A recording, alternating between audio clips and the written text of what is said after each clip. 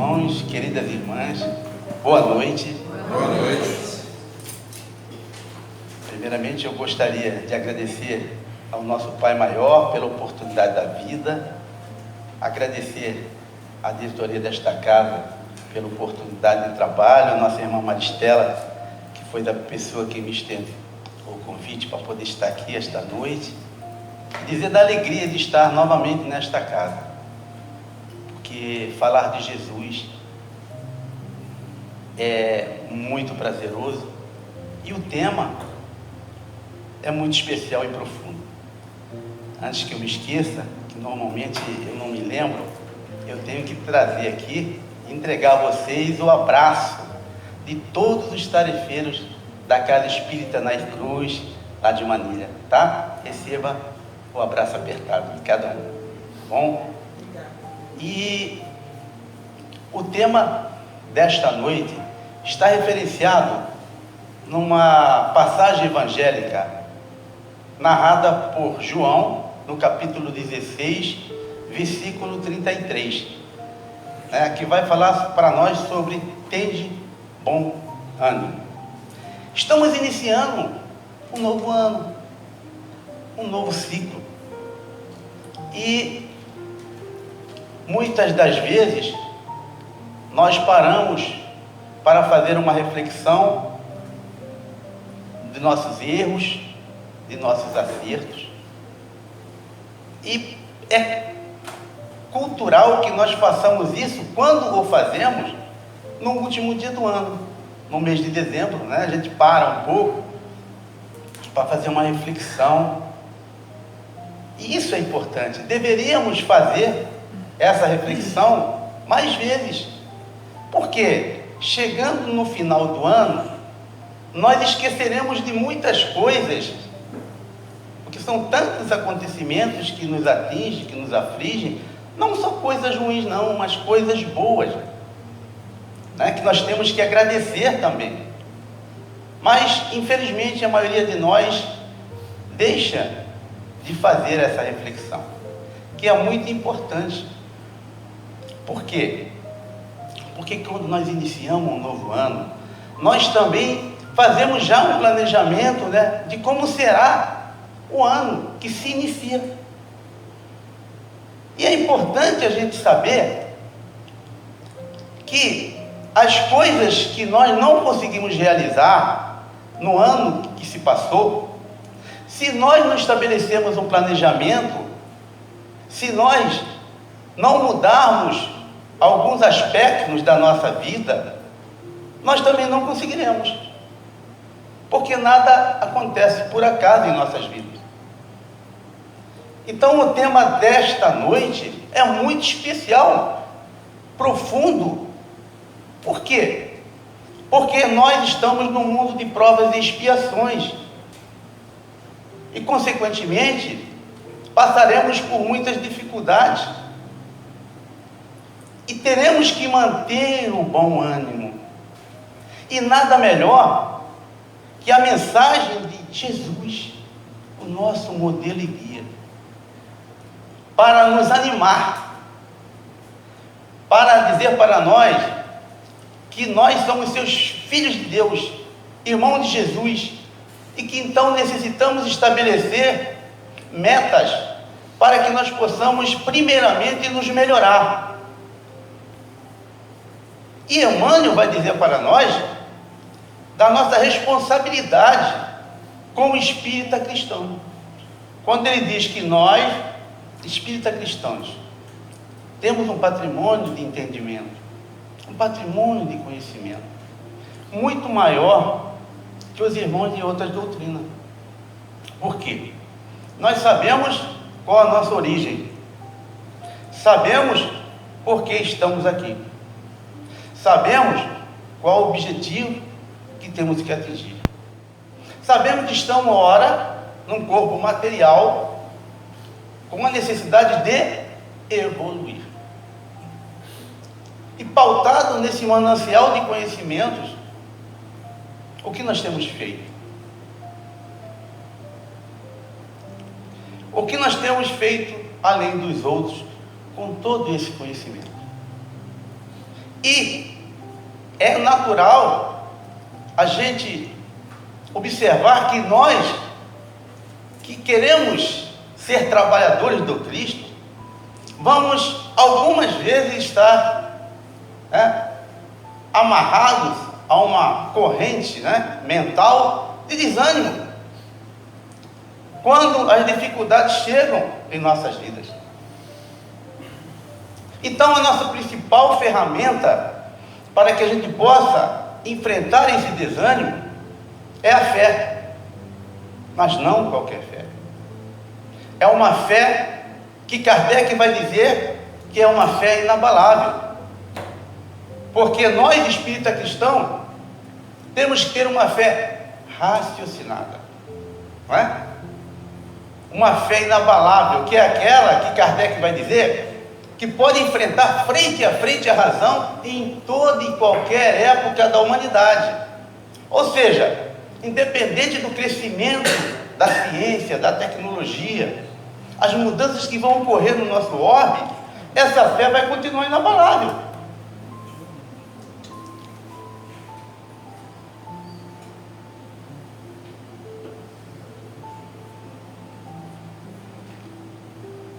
Então, pautados nessa fé, é que nós vamos hoje fazer uma reflexão nesse ensinamento de Jesus.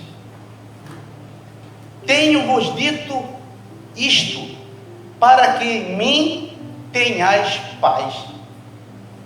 No mundo tereis aflições, mas tende bom ânimo, eu venci o mundo. Essa mensagem, ela traz para nós, primeiramente, um modelo de paz, que é a paz do Cristo. Ela traz para nós a realidade das aflições. Traz para nós o consolo de ter bom ânimo. E, finalmente, ela nos dá esperança de vencer o mundo. O ensinamento de Jesus, que foi dado no momento em que ele se preparava para cumprir o seu ministério. Ele seria preso. Então ele se reúne ali, depois da Santa Ceia, e começa a falar aos seus discípulos, porque ele sabia que os seus discípulos enfrentariam muitas dificuldades, assim como ele estava prestes a enfrentar. E o que é interessante é que muitas vezes nós achamos que podemos motivar o nosso próximo, e isso realmente é a nossa responsabilidade, mas quando a gente às vezes faz isso, nós encontramos numa situação melhor, que é a do nosso próximo.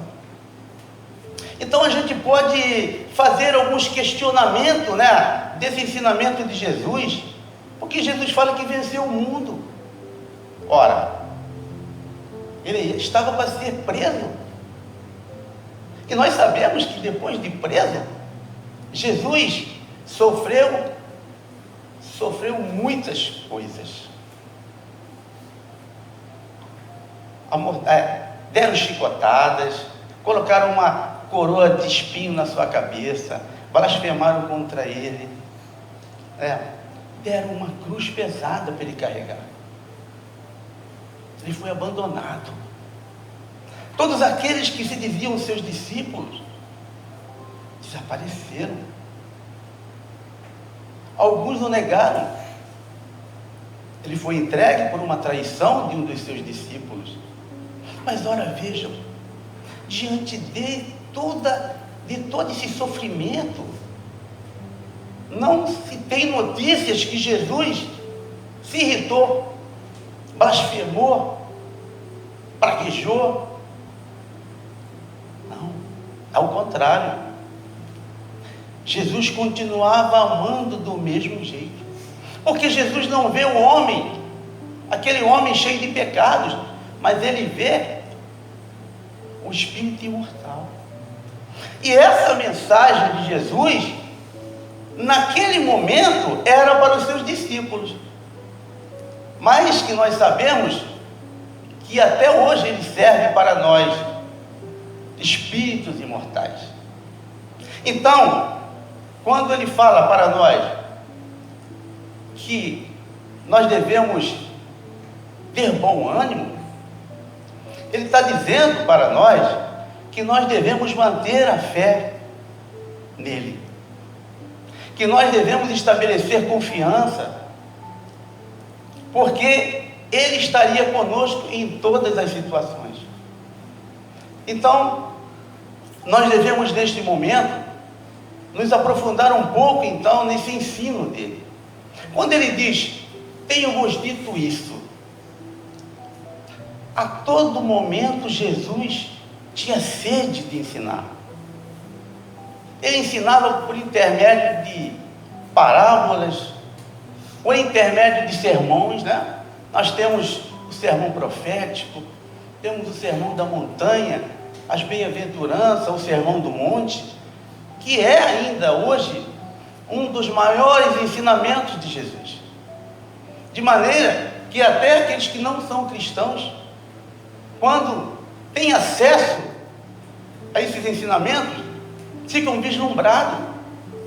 De maneira que Gandhi disse que se perdessem todas as literaturas sacrossantas e permanecesse apenas um extrato do sermão, seria suficiente para nos direcionar para o caminho do bem.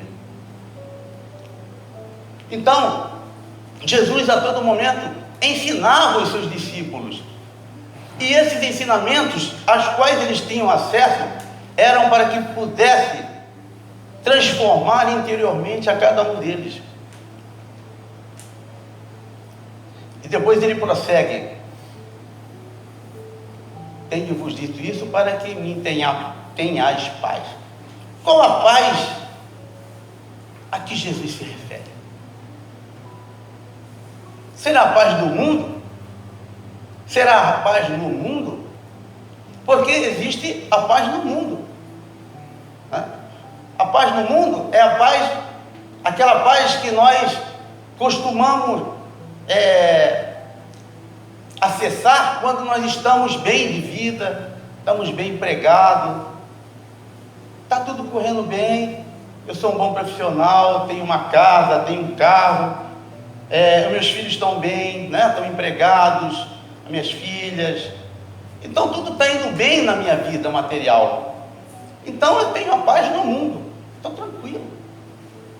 Mas será que é essa paz a que Jesus está falando aos seus discípulos e ecoa até hoje, para que nós possamos ir em busca dessa paz? A paz do Cristo não significa ausência de conflito, não significa ausência de problemas, de dificuldades. Não é essa paz que Jesus veio falar para nós. E Emmanuel colabora conosco também no livro Fonte Viva, no capítulo 136, intitulado Vivamos Calmamente, quando ele vai dizer que a paz decorre da quitação da nossa consciência para com a vida. O que Emmanuel está dizendo para nós? Que a paz decorre da nossa consciência, ou seja, não significa ausência de conflito, não significa ausência de dificuldades, mas significa que podemos estar passando por grandes tribulações, por problemas diversos, mas eu posso estar em paz, se a minha consciência assim sinalizar. E por que ela vai sinalizar que eu estou em paz? Porque eu estou fazendo a minha parte, porque eu estou ciente de que tudo que eu estou passando tem uma causa, tudo que eu estou passando é um aprendizado. A mensagem foi clara, que tudo, as dificuldades que nós passamos tem uma causa e nos traz aprendizado. Então, dessa forma que nós temos que entender que a paz não significa que nós não teremos problema, mas significa que nós estamos em paz com a nossa consciência, porque nós estamos fazendo a nossa parte como filho de Deus. Porque Deus não nos criou para ficarmos na inutilidade, na ociosidade. Nós temos a nossa parte como criaturas. Deus confia em nós, que nós possamos estabelecer com Ele uma integração. E como nós vamos fazer isso? Fazendo a nossa parte, mantendo a nossa fé, a nossa confiança, auxiliando mesmo diante das dificuldades. Então a paz que o Cristo nos oferece é justamente o conhecimento de suas leis, sabedores de que a todo momento teremos essas dificuldades, mas que estamos sendo auxiliados a cada momento, e por intermédio da nossa fé nós iremos vencer. E por outro lado, nós podemos estar passando por menos dificuldades, né? É claro que no mundo de provas e expiações nós nunca estaremos naquele zero, né, de dificuldade. Mas eu posso estar passando por menos dificuldades e não estar em paz, se a minha consciência assim sinalizar. E como isso acontece? Quando eu estou passando pelo problema e eu estou reclamando, e eu estou blasfemando, e eu estou cobrando a Deus. Por que Deus comigo? Por que Deus com meu filho? Por que Deus com minha esposa? Por que Deus com meu parente? Por que Deus com meu melhor amigo? E nós questionamos a Deus a todo momento. Nós não entendemos ainda isso. Então eu não tenho paz, porque eu cobro a divindade a todo momento e me coloco numa condição do mais sofrido do planeta, daquele biscoito último, né, que está no pacote lá todo quebradinho, e dessa forma eu não tenho paz. Então a paz do Cristo, né, a paz que Ele estabelece, é a paz que nos faz acreditar que como filhos, espíritos imortais, nós passaremos por dificuldades, mas que nós temos a certeza que Ele está conosco e que tudo passa. Tudo passa. Tenho-vos dito isso para que em mim tenhas paz. No mundo tereis aflições. Jesus não escondeu de nós que nós teríamos aflições. E aí, durante a Santa Ceia e logo após, uma série de ensinamentos, né, foram direcionados para os seus discípulos e para nós, espíritos imortais. E entre eles Jesus fala do Consolador prometido, do Espiritismo, da doutrina do Espírito. E aí, por intermédio do codificador Allan Kardec, ele destina um capítulo inteiro destinado aos aflitos. O capítulo 5, que é o maior, né, dos capítulos do Evangelho segundo o Espiritismo. Bem-aventurados os aflitos, que vai falar para nós das aflições. E o primeiro item é a justiça das aflições. Sendo Jesus infinitamente justo e bom, o que eu estou passando não pode ser injusto. Quando eu olho para o meu colega, o meu companheiro de casa espírita, e vejo que ele chega aqui com o carro do ano, que ele está sempre bem vestido, que ele tem uma casa boa, que ele só vive viajando, e eu começo a fazer um questionamento: por que ele pode e eu não posso? Por que que a doença atinge a certas pessoas e não atinge outras? Por que que alguns têm uma condição financeira mais privilegiada que o outro? Por que que a morte levou um dos meus parentes? Nós começamos a fazer questionamento, e a justiça de Deus diz que tudo que nos ocorre é justo. Por quê? Porque no próprio capítulo vem dizendo que nós temos aflições que são causadas nesta vida atual e também outras em vidas anteriores. Aí eu começo a me questionar. A gente precisa estabelecer um autoconhecimento para verificar que o que tem me ocorrido não são coisas que eu mesmo tenho ocasionado. Como diz o Evangelho, que são coisas a qual eu sou culpado. Pela minha intemperança, falta de moderação, pela minha maneira de querer galgar outras coisas o mais rápido possível. A maioria das pessoas reclamam muito da parte financeira. Por quê? Porque nós ansiamos muito, né? Por prazer, por passeio, por coisas novas, bens materiais. Isso é ruim? Não, não é ruim. O problema não está em querer melhorar. O problema está em você estabelecer isso como objetivo principal na sua vida. E para isso você começa a exagerar. Você começa a estourar o cartão de crédito. Sim, o cartão de crédito vira um vício. Nunca mais você larga esse cartão. E aí eu quero dar o passo maior, ter minhas próprias pernas. Eu vejo uma coisa e eu quero comprar. Eu vejo que o meu irmão está passeando, está indo para a região dos lagos, eu também quero. Mas eu tô apertadinho financeiramente.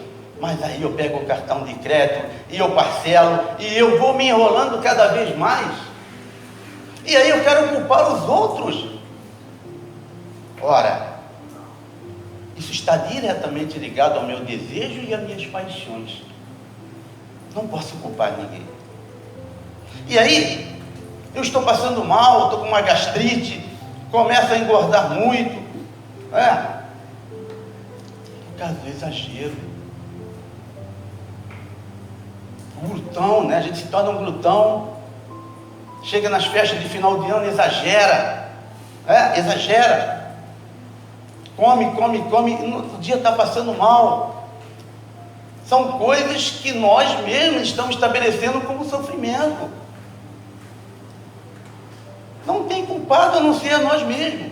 Então nós precisamos estabelecer em nossa vida um planejamento para tudo, para que a gente possa fazer aquilo que realmente nós podemos fazer. Eu não tenho condição de comprar um carro zero, eu compro um carro mais caidinho, que tenho condições de me levar, de me transportar. É dessa maneira que nós vamos minimizando esses sofrimentos que são tão latentes na nossa sociedade, por conta de nosso exagero. Queremos tentar, e nós não vamos suportar isso. Não vamos. Vamos criar problemas de saúde. Vamos ficar enfermos, tanto fisicamente como mentalmente. Essas causas atuais das aflições precisam de um direcionamento, de um planejamento, para que a gente possa estabelecer um ano melhor para nós. Então depende de nós. Somos responsáveis pelo nosso próprio destino. Aí quando eu começo a observar que determinada coisa que está acontecendo comigo, eu não me empanturrei no Natal, eu não estourei o meu cartão, perdi um ente querido, nós não estamos ainda, mesmo nós, espíritos cristãos, que sabemos da imortalidade da alma, nós não estamos ainda em condições de aceitar isso, a perda do ente querido. Mas nós precisamos saber que a nossa parcela de contribuição para aquele que parte é essencial para que esse espírito possa prosseguir em sua jornada. Porque nós estamos numa fila. Nós somos espíritos imortais. A nossa origem é espiritual. Estamos aqui momentaneamente passando pelas provas que temos que passar, mas que nós temos como meta alcançar a perfeição relativa e viver no mundo, espiritual. É isso. Então nós temos que lidar com a perda de maneira natural. O que é natural? Natural sim, eu vou chorar pela perda do ente querido? Vou. É natural. Eu vou sofrer? Vou, porque é natural. Eu vou continuar amando? Vou, porque o amor, ele é infinito. Mas a minha ação diante dessa perda vai ser essencial para o espírito que partiu e para mim. Eu preciso estabelecer uma conexão de amor pautada na prece, pautada em pensamentos positivos, sabedores que somos espíritos imortais e que um dia nós estaremos juntos novamente, sendo em outra existência ou mesmo lá no plano espiritual, porque nós estabelecemos famílias espirituais. Então aquele elo que eu tenho com o irmão aqui na família corporal, se eu ajustar esses laços pautados no amor, no respeito, eu vou fazer com que esse laço se estenda e nós formaremos a verdadeira família, que é a família espiritual. Então o que eu tenho que fazer é orar por aquele que partiu, pois assim eu estarei ajudando essa pessoa, esse espírito, a seguir em frente. Porque lá nós não ficamos ociosos. Não existe aquele céu onde a gente chega e fica na ociosidade. Não, a gente precisa trabalhar. Então, quando a gente prende o nosso irmão por sentimentos negativos, com revolta, a gente não deixa ele caminhar. E a gente precisa deixar esse lado nosso, que chega a certos momentos ser egoísta. Quando a gente vê que o nosso irmão está sofrendo, não tem condições nenhuma mais de responder, de retornar à sua vida normal, a gente fica segurando ali, sabe?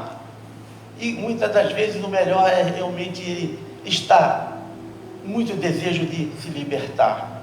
Porque quando nós espíritos imortais estamos na carne, a gente se sente como um presidiário. A verdade é essa. Só que nós não vemos assim, por conta do apego que temos à matéria. Então que nós possamos estabelecer procedimentos de amor infinito com aquele que partiu, dando condições a eles de seguir em frente e deixar que a justiça divina possa estabelecer o nosso reencontro mais tarde. Tenhamos bom ânimo. Bom ânimo é isso, é oração, é prece, é sentimento positivo. E assim nós estaremos estabelecendo, sim, condições do nosso ente querido seguir em sua plenitude como espírito imortal. Então nós temos que planejar a nossa vivência de maneira a poder dirimir os nossos débitos, para que a gente pare de sofrer, para que a gente pare de culpar as pessoas, de culpar a providência por tudo que eu tenho passado. Porque se estou passando é porque é necessário. E existem algumas das provas que o Espírito pede para passar, porque ele necessita daquilo para seguir em frente. E a gente não entende isso. Então as aflições que Jesus falou, elas estão presentes na nossa vida, mas que nós temos condições de minimizar isso, por intermédio dessas atitudes de fé, de esperança, de saber que cada um de nós vai ter o nosso momento de se libertar, né, deste corpo material e então atingir a nossa plenitude espiritual. Que possamos seguir então em nossa jornada dessa maneira. No mundo tereis aflições, tem de bom ânimo. Nós precisamos, meus queridos irmãos, mudar o nosso pensamento, colaborar com Deus, com Jesus, estabelecendo pensamentos positivos, ações pautadas no bem. Mesmo diante das nossas dificuldades, nós temos condições de auxiliar, porque Jesus disse estas palavras, tem de bom ânimo, antes de ser entregue, antes de ser crucificado. E quando ele esteve lá no Calvário, após passar por todas essas dificuldades, crucificado, no momento em que seu corpo já não suportava mais nada, ele mostra para nós o verdadeiro amor, o bom ânimo, ao dizer assim: Pai, perdoa, eles não sabem o que fazem. Então nós que mantenhamos o bom ânimo que ele nos ensinou. Passemos por todas as dificuldades, dando glória a Deus. As pessoas, muitos que não conhecem a doutrina dos Espíritos, acham que nós somos masoquistas. Eles gostam de sofrer. Não, a gente não gosta de sofrer. A gente entende que o sofrimento é aprendizado. A gente entende que cada vez que eu passo por uma dificuldade, eu dou um passo a mais na evolução, porque eu estou resignado e eu sei que o que eu estou passando é necessário. Então a gente vai avançando. Não é venerar a dor, é saber que a dor é uma ferramenta de progresso. Mas não precisa a gente sofrer o tempo todo. Então mudemos nosso comportamento, mudemos nossas ações, mudemos nossos pensamentos, possamos dar mais amor, dar mais atenção ao próximo, porque nós entramos muitas vezes numa casa espírita e o irmão está ali necessitado e nós nem nos atentamos para isso. Ter bom ânimo é isso, é eu chegar aqui do meu tratamento, depois de ter passado por uma dificuldade, é eu chegar na casa espírita e eu notar que a Maristela, com licença, Maristela, está com uma dificuldade e eu possa falar para ela, mesmo diante da minha dificuldade: Maristela, posso ajudar em alguma coisa? É assim que o verdadeiro espírita cristão age. E é isso que Jesus estabeleceu como bom ânimo. É passar pela prova, dando glória a Deus, mas auxiliando. Nós estamos aqui e necessitamos muitas vezes nos melhorar como seres humanos, nos melhorar como cristão. Temos a obrigação de colocar em prática o nosso conhecimento. Nós temos muito, nós participamos de estudos doutrinários, nós assistimos palestras, nós lemos livros edificantes, e aonde está a prática? De nada adianta.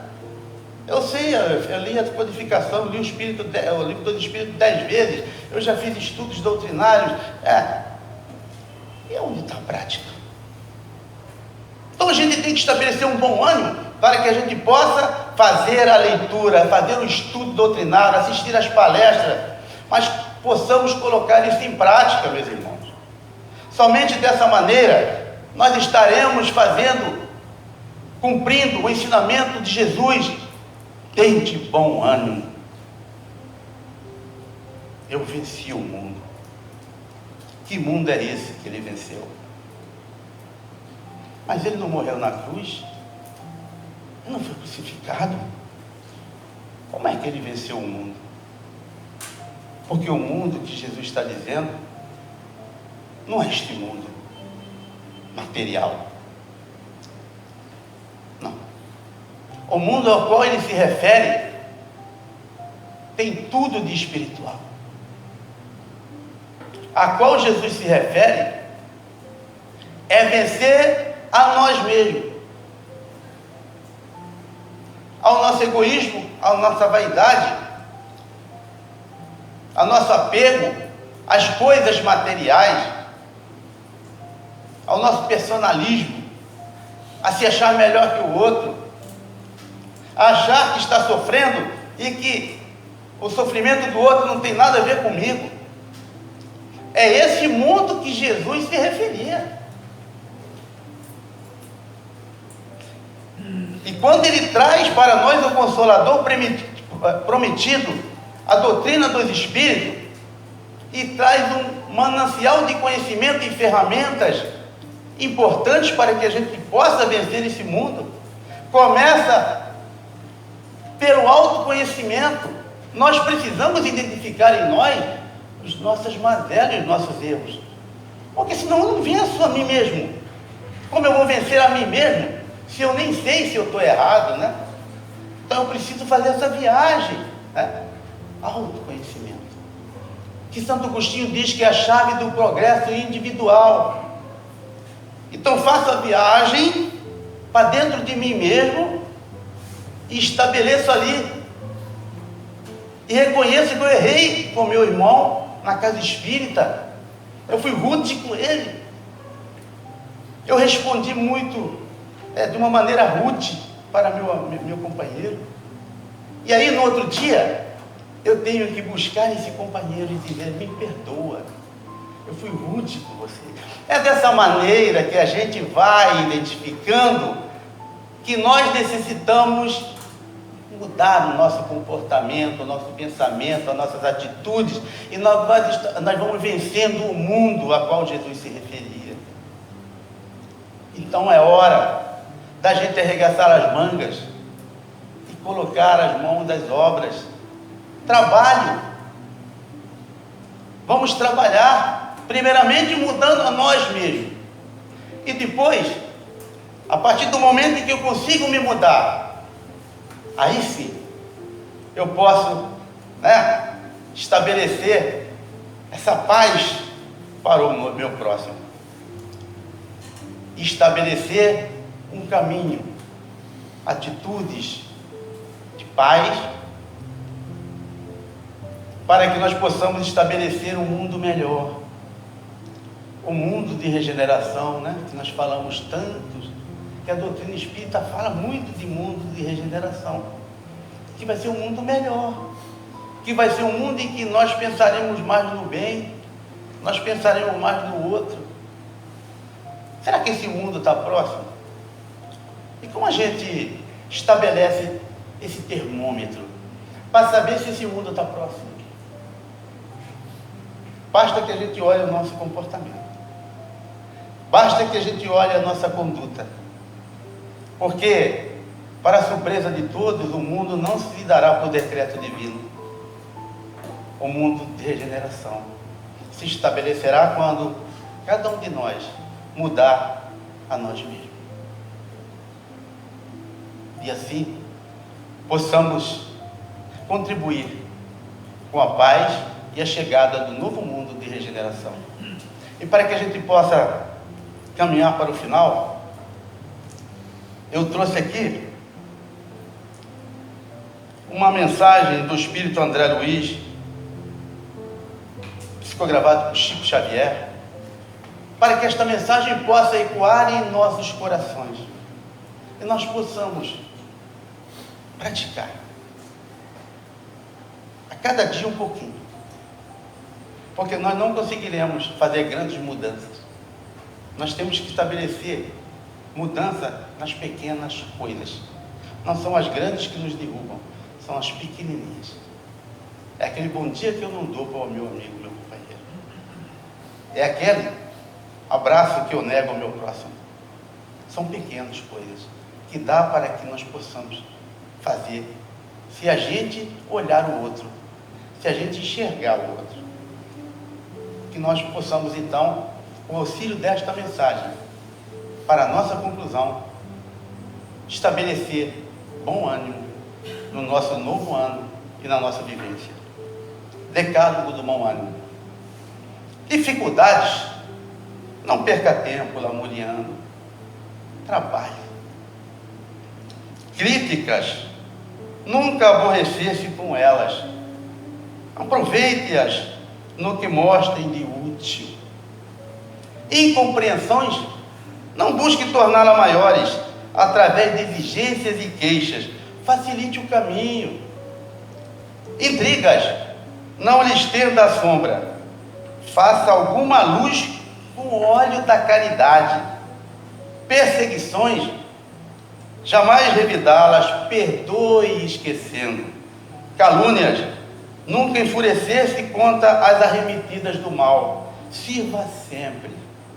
Tristezas, afaste-se de qualquer disposição ao desânimo.